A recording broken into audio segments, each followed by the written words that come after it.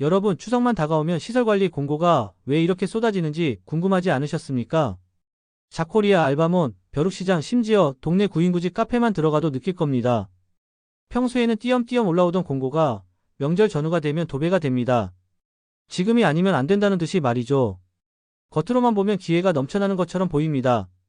하지만 막상 현장 사람들에게 물어보면 그 속사정은 전혀 다릅니다. 시설관리 업계에서는 오래전부터 이런 말이 돌았습니다. 추석 지나면 관리소 직원 절반은 사직서 낸다. 명절 상여금만 받고 나가면 된다. 이게 그냥 농담처럼 들릴지 모르지만 실제로 벌어지는 일입니다. 왜냐, 명절은 사람 마음을 크게 흔드는 계기이기 때문입니다. 평소엔 참고 다니던 직장도 명절에 친척들 만나고 술자리에서 대화 나누다 보면 상황이 달라집니다. 야, 너 아직도 거기 다니냐? 명절 보너스는 좀 나오냐? 이런 말이 은근히 아프게 꽂히는 겁니다. 그리고 집에 돌아와서 생각합니다. 이젠 그만둬야겠다.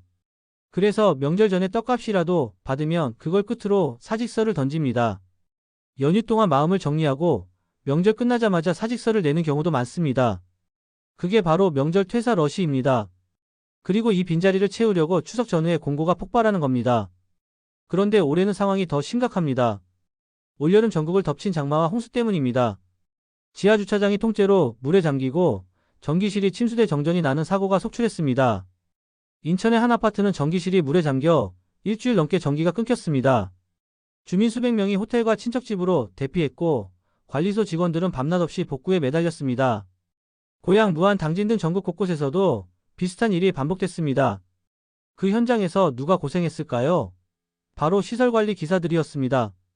허리까지 물에 잠긴 지하실에서 펌프를 돌리고 감전 위험을 무릅쓰고 분전반을 만졌습니다. 비상발전기를 돌리면서 주민 민원까지 처리해야 했습니다.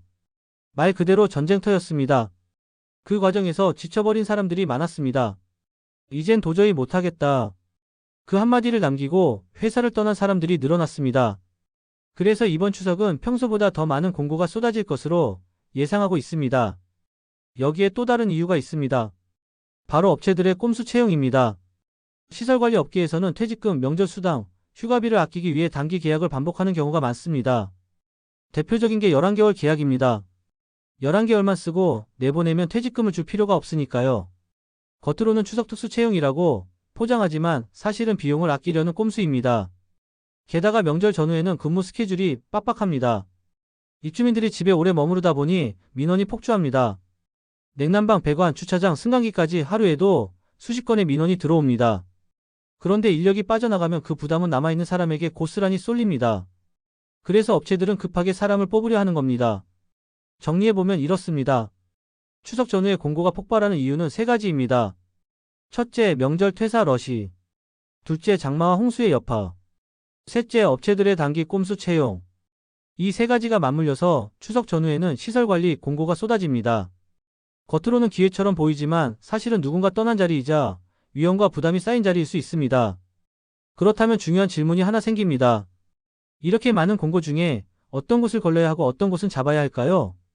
무턱대고 지원했다가 더 힘든 곳에 들어가면 후회만 남습니다. 반대로 잘만 고르면 남들이 피하는 자리에서 오히려 기회를 잡을 수도 있습니다. 오늘 영상에서는 이 부분을 깊게 파헤쳐 보겠습니다. 1. 명절 퇴사 러시, 그 뒤시 이야기. 시설관리 업계에서 오래 일한 분들은 다 합니다. 추석 지나면 관리소 직원 절반은 사직서 낸다. 이건 과장이 아닙니다. 명절은 사람을 흔드는 계기입니다. 평소엔 참고 다니던 직장도 명절이 되면 달라집니다. 가족 모임에서 친척들 질문이 쏟아집니다. 아직도 거기 다녀? 월급은 오르냐? 명절 보너스는 나오냐? 이런 말이 은근히 가슴에 꽂히죠. 그리고 집에 돌아와 생각합니다.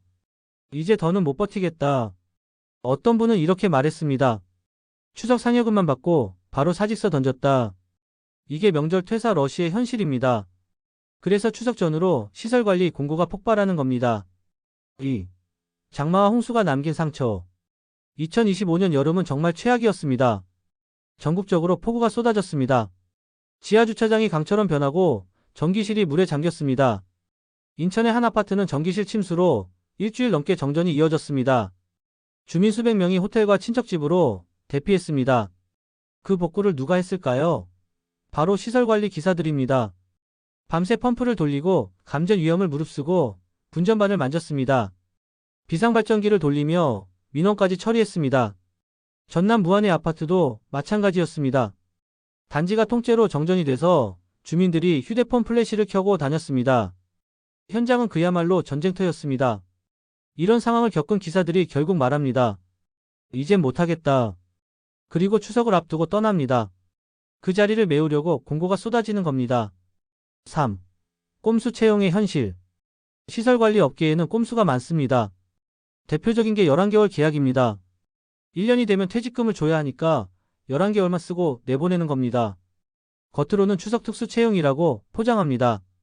하지만 속을 보면 퇴직금 아끼기 전략입니다. 명절 수당, 휴가비, 대체 유무. 이런 걸 아예 안 주려고 사람을 갈아치우는 곳도 많습니다. 실제로 한 현직자는 이렇게 말했습니다. 명절 앞두고 신입 뽑고 떡값도 안 주고 석 달 만에 내보냈다. 이런 곳이 아직도 많습니다. 4. 걸러야 할 공고 vs 잡아야 할 공고. 이제 중요한 건 이겁니다. 공고가 많다고 다 기회는 아니라는 거죠. 이런 곳은 절대 들어가면 안 됩니다. 첫째, 계약 기간이 11개월. 둘째, 명절 수당이나 휴가 규정이 불분명. 셋째, 교대 근무표를 공개하지 않는 곳. 넷째, 전기기계 소방까지 다 맡으라는 맞는 기사 요구. 다섯째, 사고 이력을 물으면 얼버무리는 곳. 반대로 꼭 잡아야 할 공고도 있습니다. 첫째, 직접 고용 또는 장기 계약. 둘째, 교대 근무표와 휴무가 투명하게 공개. 셋째, 안전 예산과 소모품 예산 확보. 넷째, 정기 점검 매뉴얼이 있음. 다섯째, 사고 보고서를 공개할 정도로 투명함. 이런 곳은 최소한 오래 다닐 수 있습니다. 5. 지원 전 확인할 신문 10답. 지원 전에 전화 한 통으로 가지 말아야 할 회사도 걸러낼 수 있습니다. 이 10가지를 물어보세요. 최근 1년간 침수나 사고 이력이 있었는가? 교대 근무표가 어떻게 되는가? 대체 유무가 실제로 보장되는가? 소모품과 예비품 예산이 따로 있는가? 위험 작업 시 2인 1조 원칙을 지키는가? 인수인계 시간이 보장되는가? 계약이 직접 고용인지 위탁인지? 수당 체계가 어떤 식으로 되어 있는가? 긴급 콜 수당이 따로 있는가? 퇴직금과 명절 수당이 문서로 명시돼 있는가? 이 질문의 대답을 회피하면 거긴 가지 마셔야 합니다. 6. 추석 채용 타임라인 공략. 추석 전후 2주는 시설관리 채용의 대목입니다. 퇴사 러시로 빈자리가 생기고 업체들은 급히 사람을 구합니다. 이때 움직이면 자리를 잡을 확률이 높습니다. 특히 아파트 대단지, 종합병원, 공공기관, 데이터 센터 같은 곳에서 수요가 많습니다. 경력자는 이때 나오는 정규직 시설 자리를 노려야 합니다. 입문자는 아파트나 공공기관 보조자리부터 시작하는 게 좋습니다. 7. 면접에서 통하는 한 문장. 면접에서 가장 많이 묻는 게 있습니다. 위기 상황에서 어떻게 대응하겠습니까? 이럴 때는 이렇게 답하세요. 저는 사고를 단순히 복구하는 데서 끝내지 않고 같은 사고가 반복되지 않도록 유지보수에 힘씁니다. 이 한 문장이 강력한 인상을 남깁니다. 그리고 스타 방식으로 풀어내면 더 좋습니다. 상황, 행동, 결과, 배운 점 등. 예를 들어 지하주차장 침수 당시 펌프를 돌려 3시간 만에 정상화했고 이후 유입 라인을 점검해 재발을 막았다. 이런 식으로 말하면 됩니다. 8. 현직자, 이직자, 입문자 전략. 현직자는 지금이 기회입니다. 장마 이후 경험 있는 사람을 찾는 곳이 많습니다. 이직자는 기존 경험을 포트폴리오로 정리하세요. 입문자는 자격증 하나와 기본 안전교육을 준비하고 아파트나 공공기관 보조자리부터 들어가면 됩니다. 9. 시설은 사람으로 굴러간다. 많은 곳에서 장마 이후 펌프를 교체하고 방수판을 설치했습니다. 하지만 정작 그걸 운용할 인력은 늘리지 않았습니다. 사람은 그대로 두고 장비만 바꾼 겁니다. 이런 방식은 또 다른 사고를 부릅니다. 시설은 결국 사람이 굴립니다. 사람이 없으면 장비도 의미가 없습니다. 자, 이제 오늘 이야기를 정리해 보겠습니다. 추석만 다가오면 시설관리 공고가 왜 폭발적으로 늘어나는지. 이유는 3가지였습니다. 첫째, 명절 퇴사 러시. 둘째, 장마와 홍수의 여파. 셋째, 업체들의 단기 꼼수 채용. 겉으로는 기회처럼 보이지만 사실은 누군가 떠난 자리이고 위험과 부담이 쌓인 자리일 수 있습니다. 그렇다고 해서 겁낼 필요는 없습니다. 오히려 이런 시기가 기회가 될 수도 있습니다. 왜냐, 빈자리가 많다는 건 곧 선택지도 많다는 뜻이니까요. 중요한 건 제대로 걸러낼 수 있는 눈을 가지는 겁니다. 계약 기간이 애매하지 않은지, 명절 수당과 휴가 규정이 명확한지, 교대 근무표가 공개돼 있는지, 안전 예산과 소모품 교체 비용이 확보돼 있는지, 정기 점검 체계가 갖춰져 있는지, 이 5가지만 확인해도 절반은 걸러낼 수 있습니다. 거기에 신문식답을 추가로 확인하면 더 이상 속을 섞을 일이 없습니다. 시설관리라는 업종은 절대 쉽지 않습니다. 밤낮 없이 호출되고 위험도 감수해야 하고 때로는 지하 오수관이 터져 똥물을 퍼내야 할 때도 있습니다. 그런데도 대우는 기대보다 부족한 경우가 많습니다. 그래서 많은 이들이 명절을 기점으로 퇴사 결심을 하는 겁니다. 하지만 동시에 시설관리는 아직도 사회에서 반드시 필요한 자리입니다. 아파트, 종합병원, 데이터센터, 공공기관 어디든 시설관리인이 있어야 굴러갑니다. 아무리 자동화가 발달해도 전기실 누수와 배수 펌프는 사람이 돌봐야 합니다. 저도 현장에서 근무하면서 이런 생각을 많이 했습니다. 사람은 갈아 넣고 장비만 바꾸는 구조. 이게 정말 맞는 걸까? 아니죠.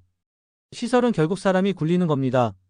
장비는 사람이 운영해야 돌아가고 위기 상황에서 대응하는 것도 사람입니다. 그런데 아직도 많은 곳에서 인력보다 장비에만 돈을 씁니다. 펌프를 교체하고 방수판을 설치하면서 정작 그걸 운영할 인력은 그대로 두는 겁니다. 이런 방식은 또 다른 사고를 부릅니다. 결국 답은 명확합니다. 시설은 사람을 챙겨야 굴러갑니다. 그리고 그 사람이 바로 여러분입니다. 지금 이 영상을 보고 계신 분들 중에는 이런 고민을 하시는 분들이 있을 겁니다. 추석 특수라는데 어디 지원해야 하지? 내가 들어가려는 자리가 혹시 폭탄은 아닐까? 이번 기회에 이직을 해야 할까 그냥 버텨야 할까? 이런 고민을 혼자 끙끙 앓지 마시길 바랍니다. 왜냐 이미 똑같은 길을 걸어온 사람들이 온라인에 모여 있으니까요. 그래서 저는 여러분께 권하고 싶습니다. 시설워크 카페에 오셔서 여러분의 경험을 나누세요. 지원하려는 공고를 캡처해서 올리셔도 좋습니다. 그러면 현직자들이 이렇게 말해줄 겁니다. 여긴 폭탄 자리입니다. 무조건 가지 마세요. 혹은 여긴 생각보다 괜찮아 보입니다. 지원하세요. 여러분의 경험도 누군가에게는 큰 도움이 될 수 있습니다. 추석에 떡값만 챙기고 나온 썰, 장마철에 똥물 퍼내다 도망간 이야기, 이런 것들도 후배들에게는 살아있는 교과서가 됩니다. 우리가 혼자였다면 잘못된 선택을 반복했을 겁니다. 하지만 함께라면 다릅니다. 누군가 먼저 걸러낸 경험이 누군가에게는 안전망이 됩니다. 그리고 그게 결국 우리 업계를 조금이라도 더 낫게 만듭니다. 오늘 영상의 결론은 이겁니다. 추석 특수 채용 무조건 기회는 아니다. 하지만 잘만 고르면 오히려 터닝포인트가 될 수 있다. 명절은 위기이자 기회입니다.